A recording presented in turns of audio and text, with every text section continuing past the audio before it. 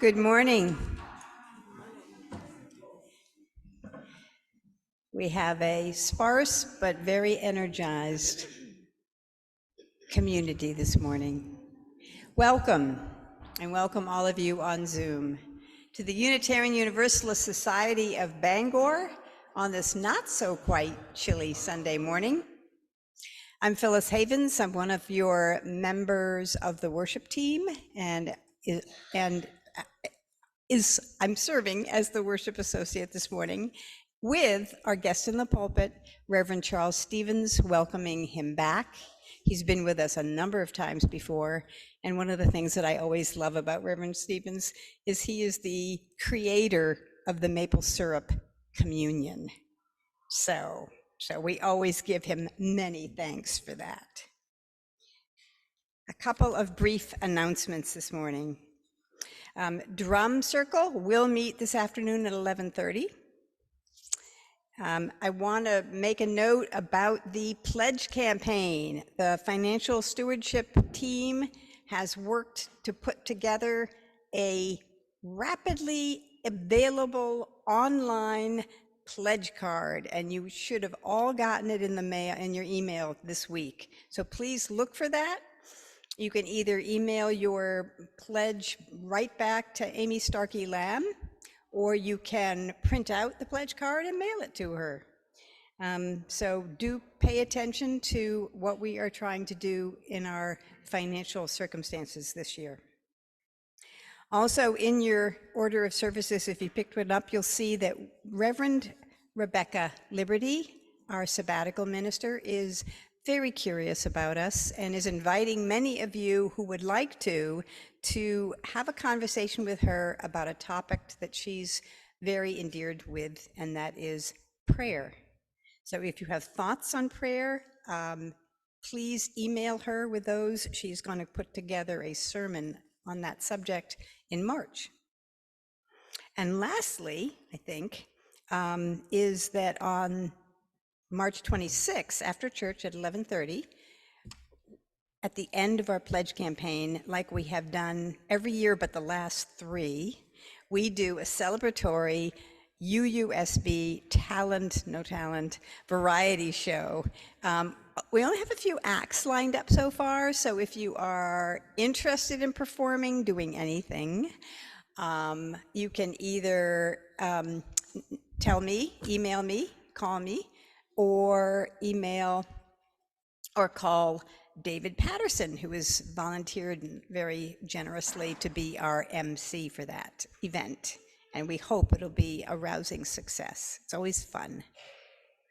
I think that's everything for right now. So we will turn this over to Jack and Molly for the introit. So before Jack plays this song, I just want to kind of give a little bit of a background history on it, because before Jack plays this song, I just wanted to give a little bit of background on it because I think that that's important. So the piece that you're going to hear is said to be one of President Lincoln, which is our service is based around today, one of his favorite pieces, and it's a piece called Dixie or Dixieland. I guarantee you will recognize this tune, but it's actually a minstrel song. And so minstrelsy is one of the first kind of uniquely American forms of music, of art, of poetry, of all of these things. It was kind of like a variety show, right? There were music performances, sometimes there were animals, there were skits, there were all of these things, but also it's steeped in racism, shocker. And it mostly featured white performers who painted their faces black. So that's where we get the term blackface. This is from minstrelsy. And so this tune was originally used in minstrel songs, and so I just think that it's important to give a voice to that. But it was also one of President Lincoln's favorites, and you can see the quote here and what he said about it as well. So I'm not going to be singing it. Jack's going to be playing it because that's how President Lincoln would have heard it. He would have heard it performed by a band, by an orchestra, etc. The words came later. So enjoy.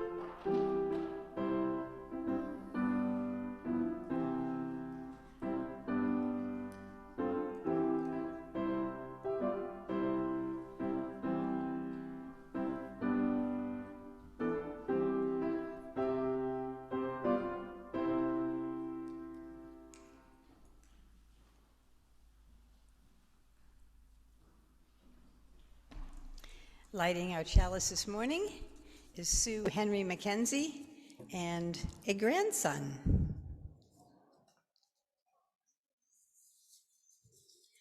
You'll see the words up on the screen, so you can read along with me. I am not bound to win, but I am bound to be true. I am not bound to succeed, but I am bound to live by the light that I have. I must stand with anybody that stands right, and stand with him while he is right, and part with him when he goes wrong. Blessed be Abraham Lincoln. Thank you, Sue.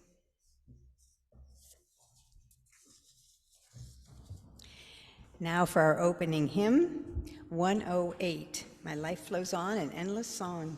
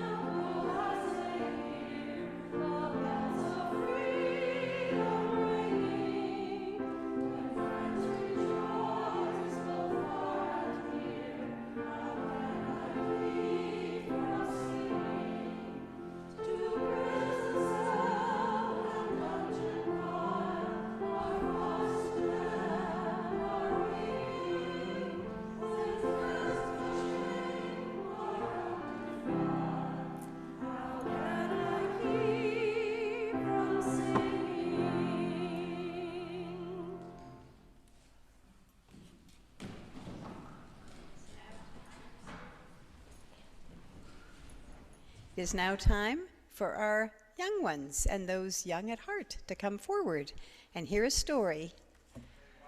Forward for a story From about Reverend. Abraham Lincoln, our 16th President of the United States of America. Good to see you. Where's Steve? Where's who? Steve. Steve? Where is the big, what's the guy that read the story last time? What's his name again? I don't know who read the story last time. Drew? Reverend Drew? I don't know any of these people. I don't know. But you remember. Welcome. This is a story about Abraham Lincoln, who became the 16th President of the United States of America. His parents were poor farmers in Kentucky, in a rural area. Couldn't read or write. And Abraham Lincoln, can you imagine? He became a lawyer. Can you imagine how much schooling he had? Less than a year. So if you've finished first grade, you've had more schooling than Abraham Lincoln had. But he loved to read. He would walk miles to borrow a book so he could bring it home and read it. He would read all the time he could. His father got very frustrated with him and angry at him at times because he caught him reading instead of splitting logs or plowing the field or doing various things that he wanted him to be doing. He grew up in a one-room log cabin His mother died when he was 9. And also another fact Yeah, that he was killed on a balcony thing. he was killed. And it was a sort of a balcony, yeah. Yeah, and that's the first time a U.S. president has been assassinated. That's right. And then that's why the president now has bodyguards and so many things that practically walking into the White House is no man's land. Well, and it should be difficult. Yeah, Well, definitely. It's also a tourist place. Yeah. Another comment back there. I got this from the teacher, and it's $5. Yeah, and whose picture is on it? Yeah, Abraham Lincoln. The $5 bill. His picture is on the $5 bill. I didn't have enough $5 bills to pass around, but his picture is also on the penny. He's imported them. So who would like a picture of Abraham Lincoln? I didn't think about it till we were driving here in the car, and we had 4 pennies in what used to be an ashtray. Called those things. Anyhow, so Abraham Lincoln was born in a log cabin, 1-room log cabin. His mother died when he was 9. His family moved to Indiana when he was a little bit older, and then when he was a young man, he moved to Illinois. And in Illinois, he kept reading, and he studied so much that he was able to become a lawyer with 1 year of formal education. And then he ran and became a legislator in the Illinois State House. Not just once, but he was there for 4 different terms. Then he felt like he'd run a little bit more, and he ran for the Senate in Illinois in 1858, but he lost. That didn't feel very good.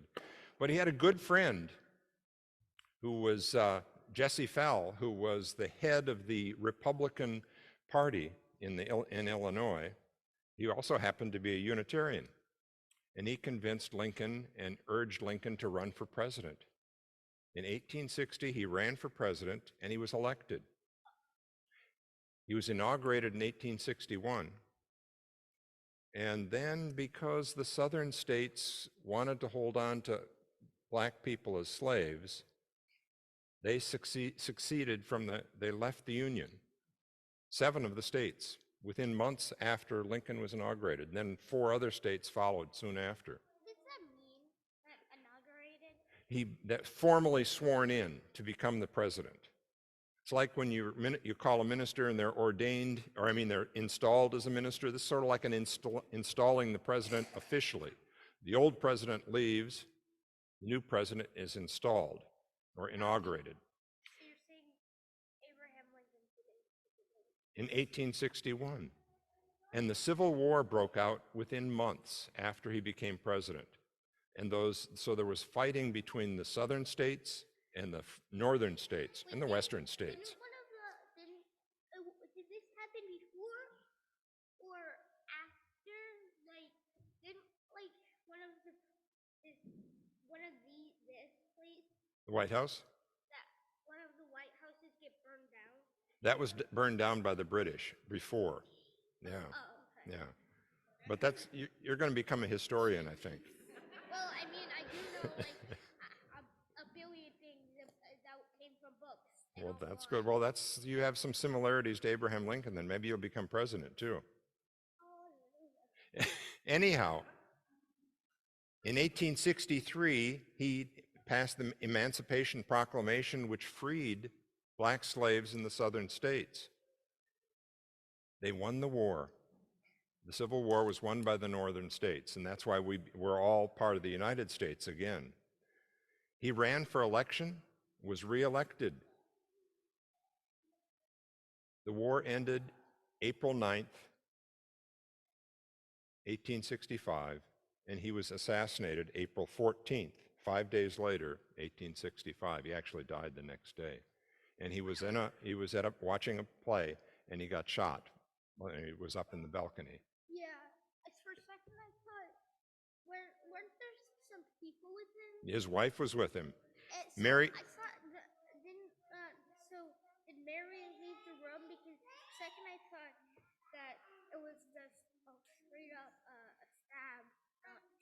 No, John Wilkes Booth was standing behind him and shot him. And he jumped off the balcony, and I think he may have broken his leg on the way. But they, yeah, he got, Did they catch yeah, they did catch him. Mary Lincoln and Abraham Lincoln had 4 children. He is one of the most famous presidents of the United States. He was 16th. President Biden is 46, so there's been all of those in between, 30 more. question about this? What did they do when they caught him? They arrested him. I can't remember exactly whether he was executed or shot at the time. Does anybody know? I feel like should have been executed because killing a president is basically gone. I read all these things about Abraham Lincoln. He's one of my favorite presidents. And today, actually, this very day, well, that's a good thing too. That's a good thing to do. Today is his birthday. He was born in 1809 on February 12th. So that's what we're talking about? That's why we're talking about him. My other say, one of my people that I know has that ring. Is that right? Yeah. Well, that's neat. We'll have to talk about that after the service. Well, Abraham Lincoln, what happened to him when he was assassinated? He was assassinated. He got shot. He died, and they took him back to Illinois and buried him. And do you know who was not when he was shot, but his first vice president? Does anybody know who he was? Hannibal Hamlin. He was from Maine. He was born in Paris, Maine. He became a state legislator. He became a U.S. Representative. He became a senator. He became a governor. And does anybody know where he's buried? Bangor, Maine. Right? Is it Mount Hope Cemetery? Right here. I have so many questions. I've been asking so much talking. Yeah. There's lots of questions in your minds, aren't there? Yeah, but Well, that's really good because Abraham Lincoln, did you know that I was 6'2" before I became 74? I think I've shrunk a little bit. But he was 6'4" and he wore a hat just like mine. Well, it was a little bit more respectable.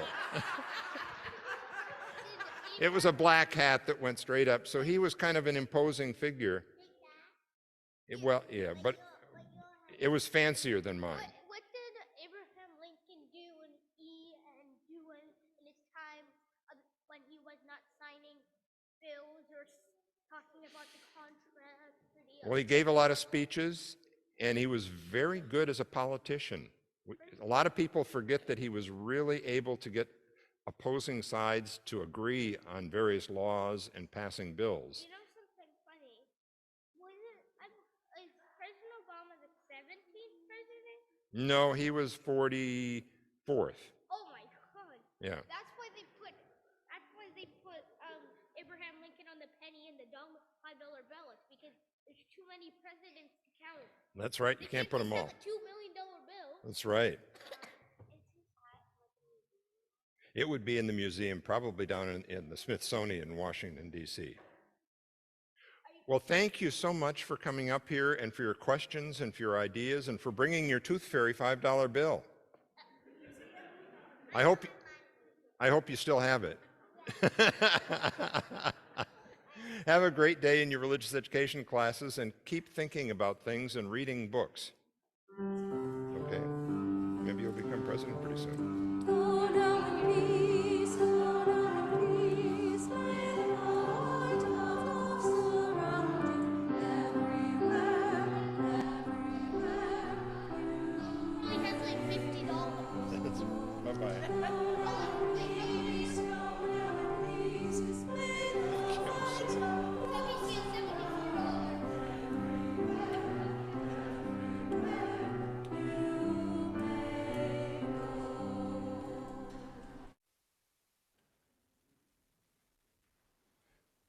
Telling stories to kids is a great deal of fun.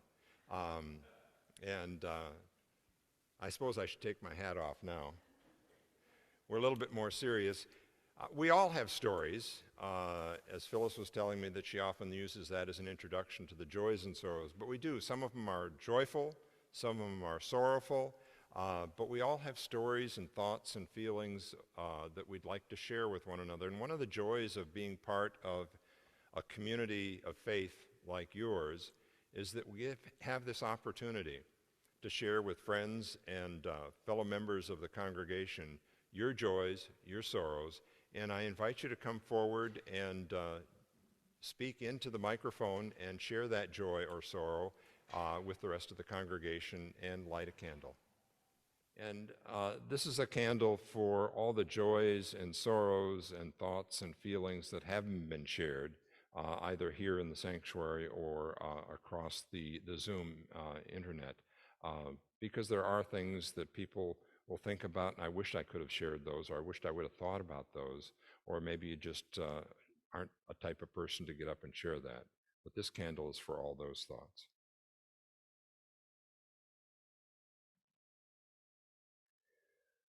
I'd like you to join me in a moment of meditation prayer. But before I do that, Abraham Lincoln, one of the favorite stories he had about himself was in a newspaper. Two women were discussing the war. And one of the women said, well, I think the South is going to win because Jefferson Davis is a praying man. The other woman said, well, but Abraham Lincoln prays too. And the first woman says, yeah, but when he prays, God thinks he's joking. Abraham Lincoln loved telling stories, often funny ones, jokes, and I embarrass my wife always by telling the one, how many legs does a dog have if you call the tail a leg? 4. Doesn't matter what you call it, it's still 4 legs. Anyhow, that gives you a sense of Abraham Lincoln's sense of humor and mine. They're known as dad jokes. Let's join together in a moment of meditation. We give thanks first for this community of faith, hope, love, and action. We give thanks that you opened your doors to 40 people, homeless people, last weekend when the temperatures got so low that they could stay warm and sleep in your lower level. We give thanks for all the love that is felt here. We reach out to those who have memories of deaths, who know people who have died or are facing death, those who are suffering from COVID or any of the other many illnesses around, for people in Turkey and Syria and Ukraine and so many other places that are suffering untold sorrows and fears. We give thanks for so much in our lives, blessed by food to eat, friends to talk with, people who love us, a roof over our head, and more than enough to eat. May we be strengthened by this and take heart in the democracy that Abraham Lincoln fought and died for, that we've inherited and is ours to protect. May it be so. Amen.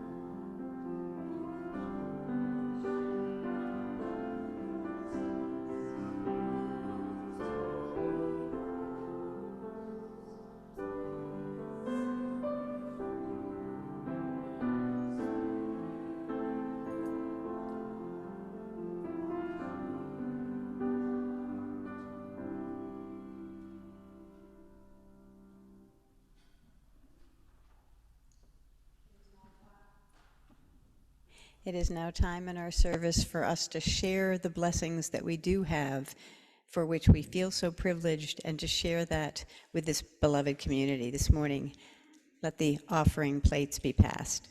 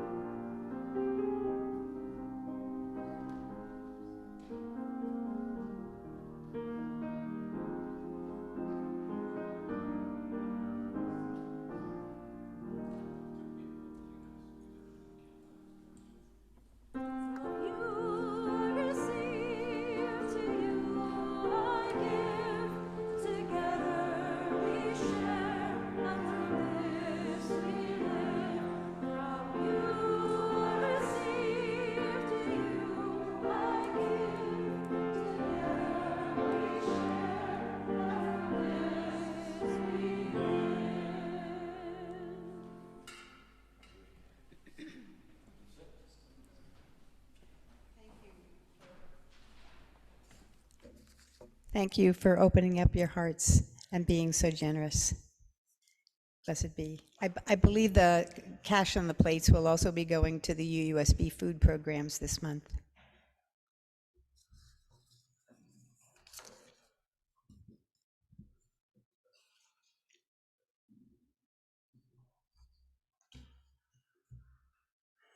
Some thoughts on Abraham Lincoln.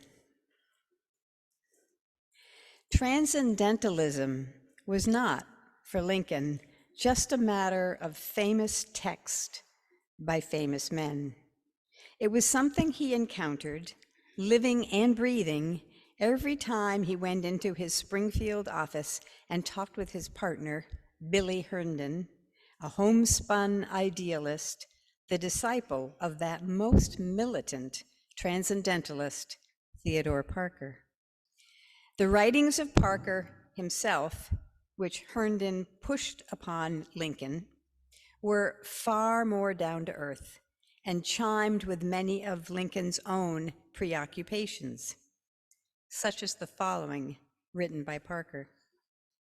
The great political idea of America, the idea of the Declaration of Independence, is a composite idea made up of three simple ones. Number one, each man is endowed with certain unalienable rights. Number two, in respect of these rights, all men are equal. And three, a government is to protect each man in the entire and actual enjoyment of all these unalienable rights. The American Revolution, with American history since, is an attempt to prove by experience this transcendental proposition, to organize the transcendental idea of politics. The idea demands for its organization a democracy, a government of all, for all, and by all. Those last words bring to mind the point on which most historians grant Parker's influence on Lincoln.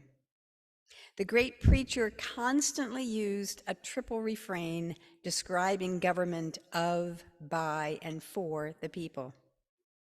But the real importance of Parker cannot be reduced to a tag, to one phrase in one or another text. There was a much larger consonance of the two men's thinking, certainly in politics and probably in wider areas as well. For Herndon, it means that Lincoln was a thoroughly religious man, not a Christian, the kind of man a transcendentalist could admire. Blessed be.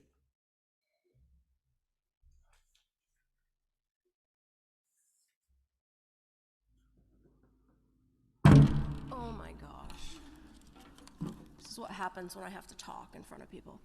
So I want to give a little bit of a history lesson on this piece as well, mostly because it has incredibly Christian-centered and male-centered language, so I just wanted to give voice to that firstly. But the Battle Hymn of the Republic was originally a campfire song based in the South, and early in the American Civil War, the tune was used by the Union Army to create a marching song called John Brown's Body, which some of you may be familiar with.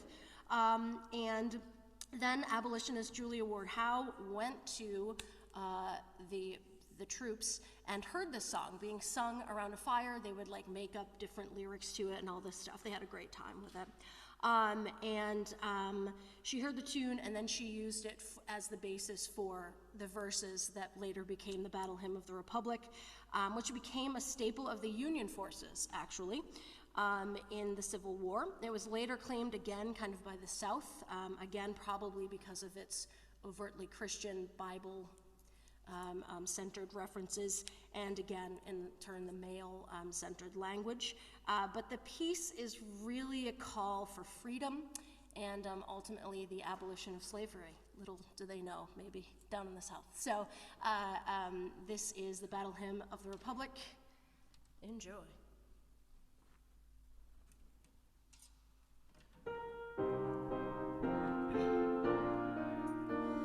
Mine eyes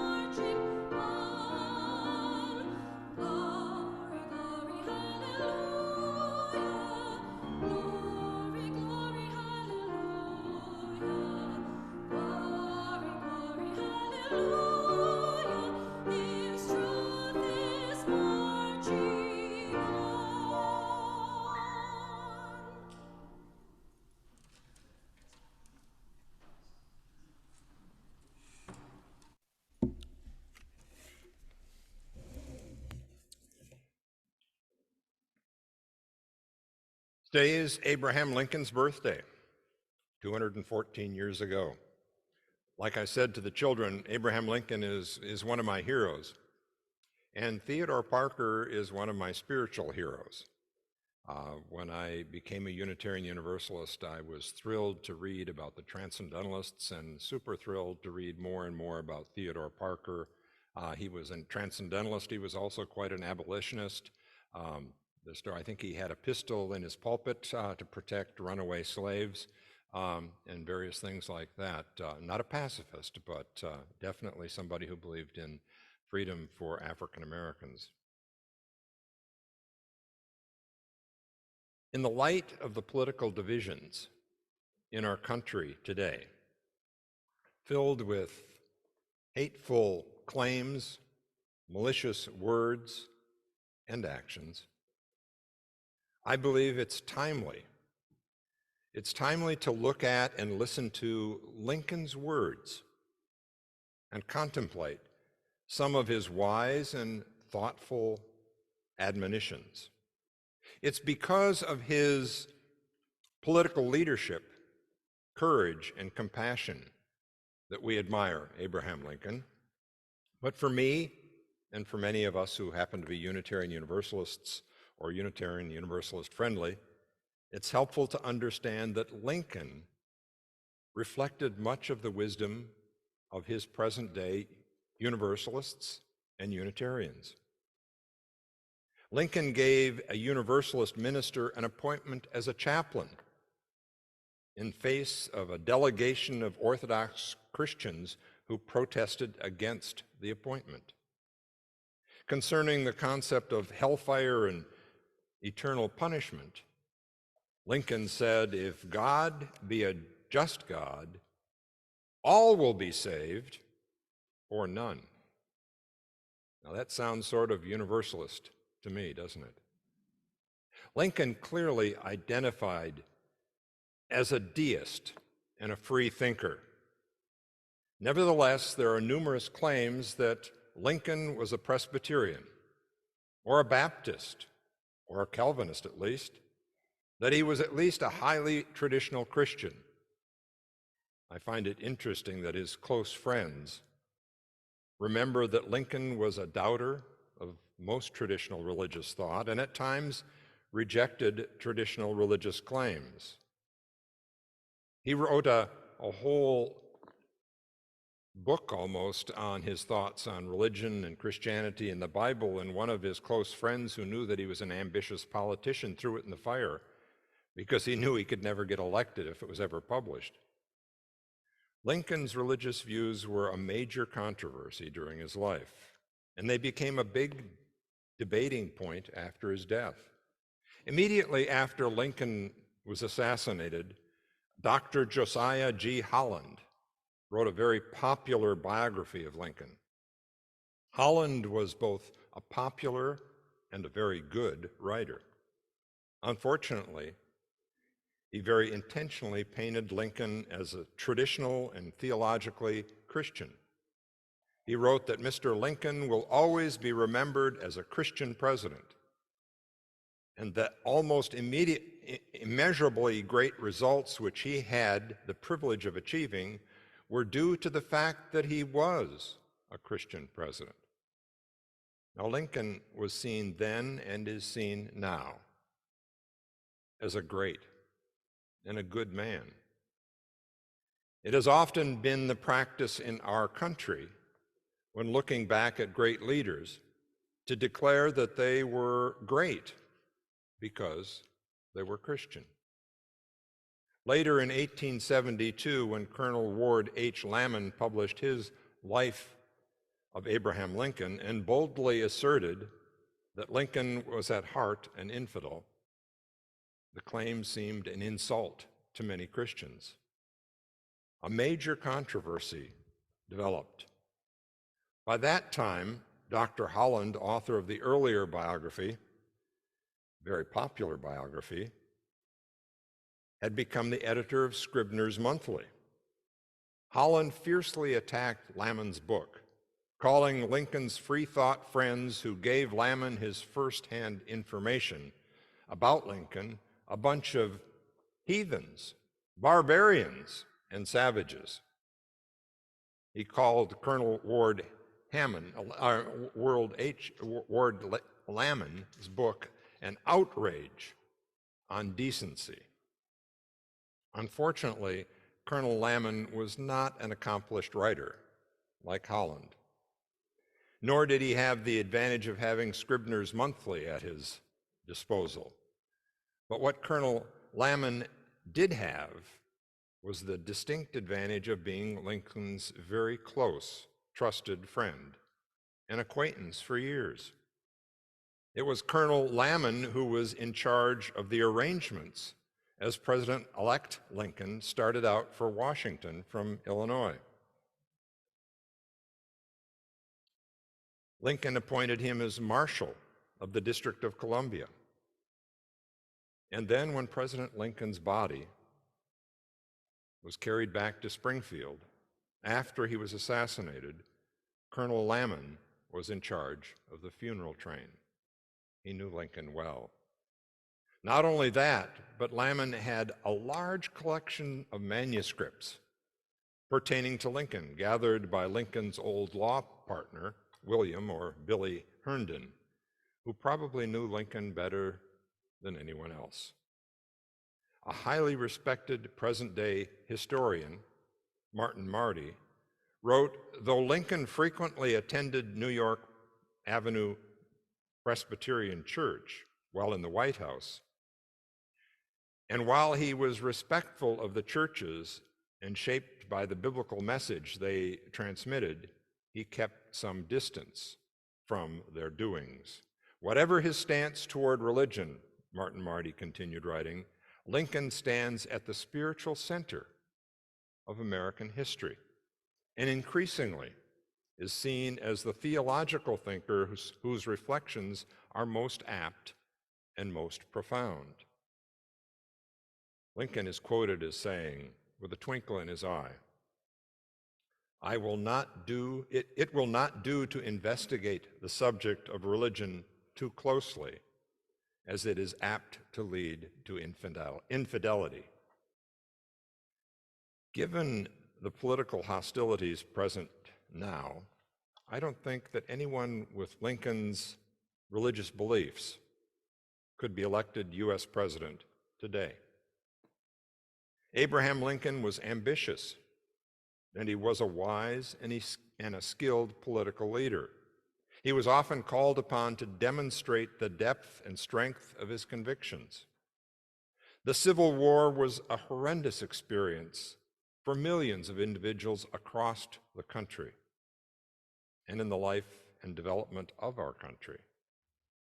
I really cannot imagine any other president who could have held our Union together, defeat the Confederacy, and bring about the emancipation of African American slaves in a better and a more humble way than Lincoln was able to do.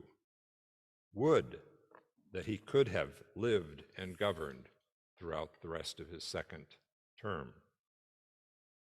Think of the wonderful words in Lincoln's second inaugural address. Now, to me, this second address is it reads much more like a sermon than it does a speech. Ponder his words. Both the North and the South read the same Bible and pray to the same God, and each invokes his aid against the other. It may seem strange that any men should dare to ask a just God's assistance in wringing their bread from the sweat of other men's faces. But let us judge not, that we be not be judged. The prayers of both could not be answered, and that of neither has been answered. Abraham Lincoln's use of reason and his understanding of our democracy caused him to question how any person could ask a just God's assistance in doing something that is unjust. Slavery, clearly for Lincoln, was unjust. But Lincoln didn't separate the South out as the only benefactor of slavery, he included the whole country. He didn't believe that Northerners ought to judge, lest we be judged. Abraham Lincoln was very familiar with and knowledgeable about the Hebrew and the Christian scriptures. He read them from beginning to end repeatedly. He may not have believed that the Bible was the literal word of God, but he easily quoted the Bible and appreciated the wisdom and the compassion he found in the scriptures. He realized that people on both sides of the Civil War benefited financially from the evil practice of slavery. He knew that he himself and even other anti-slavery politicians in the North could not escape the culture of slavery with its sense of racial superiority. Lincoln was a man of deep and abiding principles. Sometimes we continue to struggle with the whole concept of racial superiority within our culture. Lincoln grew and changed as he presided over the Civil War, which he clearly recognized was centered around slavery. He became more and more convinced of the value of the inherent worth and dignity of every person, white or black. If there were any traits or characters that stood out in both relief in the person of Abraham Lincoln, they were those of truth and candor. He seemed utterly incapable of insincerity or professing views on a subject which he didn't entertain. Now, Jesse Fall, I mentioned him to the children. He was a friend of Lincoln's and secretary of the Republican Party in Illinois. He was also a very intelligent, well-read Unitarian. He brought Lincoln forward as a candidate for president in 1860. He and Lincoln frequently talked about religion. Jesse Fell wrote that concerning many of the chief Christian doctrines, like the depravity of man, the doctrine of atonement, the infallibility of the Bible, and even the performance of miracles, that both of them, he and Lincoln, held opinions utterly at variance with what are usually thought of by the church.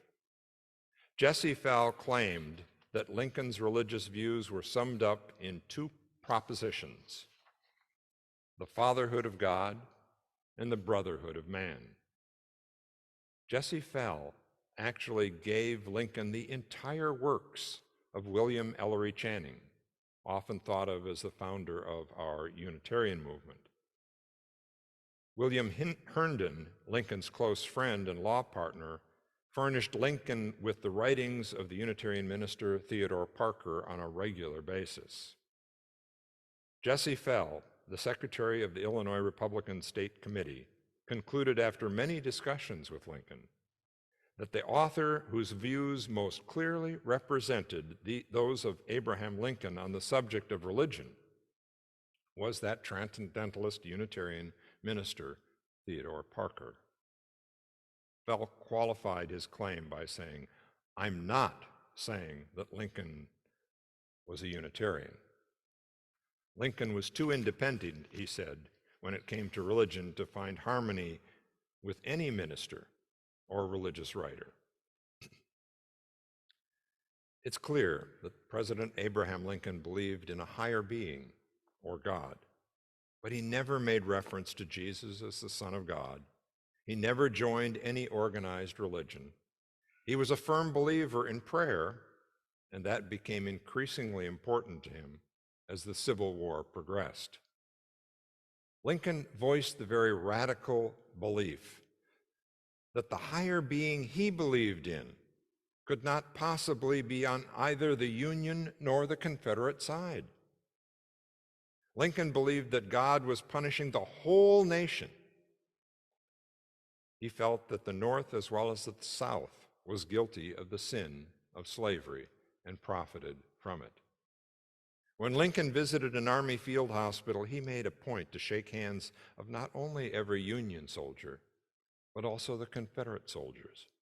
Lincoln's spirituality of forgiveness and reconciliation was a model for the people of his day.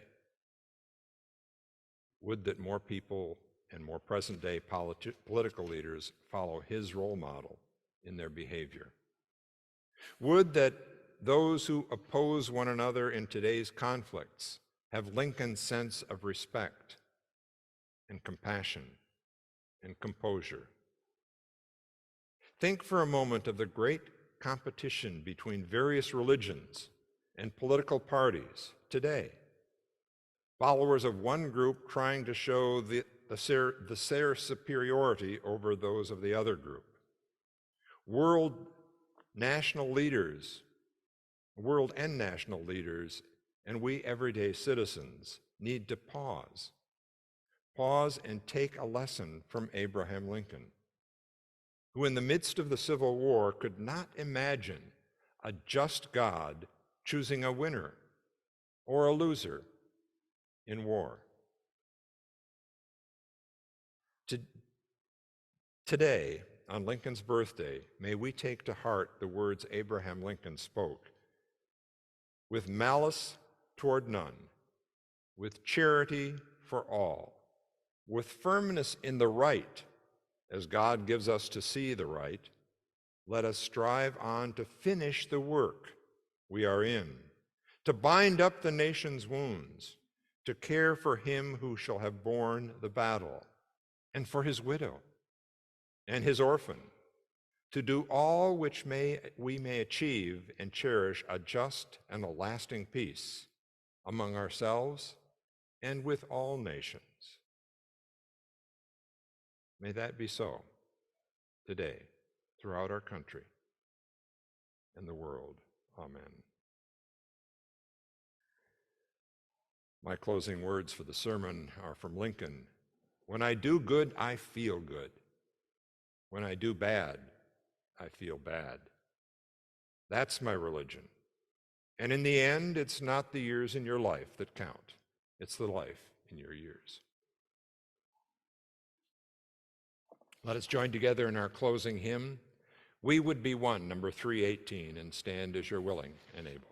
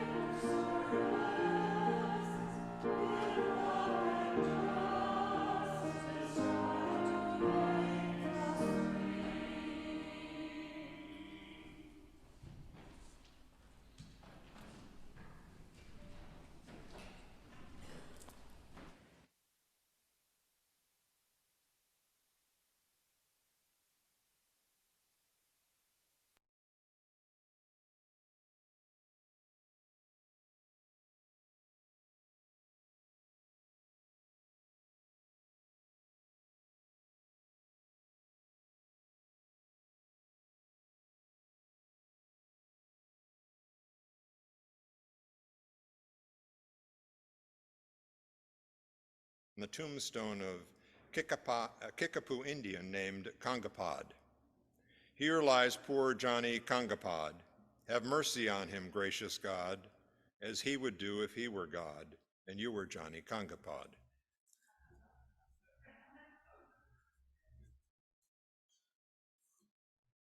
Let us join together in your traditional closing.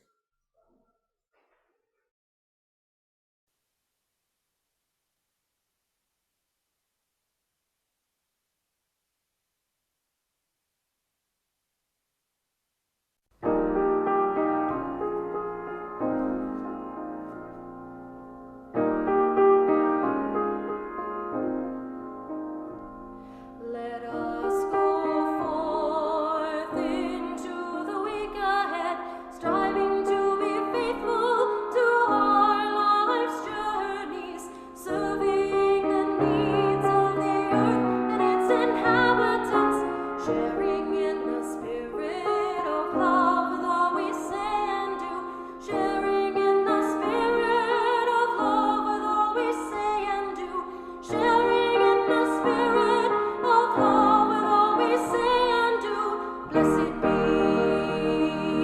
Blessed be